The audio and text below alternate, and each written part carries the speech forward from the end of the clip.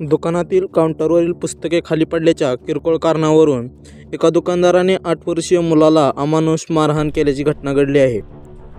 बातमी सविस्तर पाहूया त्या अगोदर वी न्यूज मराठी चॅनल पहिल्यांदाच पाहत असाल आणि चॅनलला अजूनही सबस्क्राईब केलं नसेल तर नक्की सबस्क्राईब करा।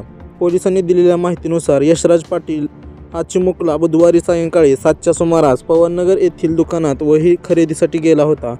त्यावेळी अनावधानाने काउंटरवरील काही पुस्तके त्याच्याकडून खाली पडली। त्यामुळे संतापलेला दुकान मालक जमादार रहमान अन्सारी याने यशराजला चपला आणि बूटने बेदम मारहाण केली।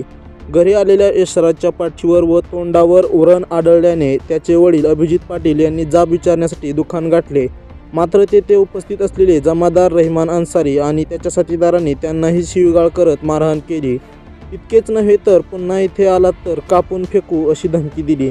या घटनेनंतर अभिजित पाटील यांनी अंबड पोलीस ठाण्यात तक्रार दाखल केली। पोलिसांनी जमादार रहमान अन्सारीसह इतर आरोपींविरुद्ध गुन्हा दाखल केला आहे। या घटनेमुळे परिसरात तणावाचे वातावरण आहे। संतप्त नागरिकांनी दोषींवर कठोर कारवाईची मागणी केली असून पोलिसांनी संशयित आरोपीला ताब्यात घेतले आहे।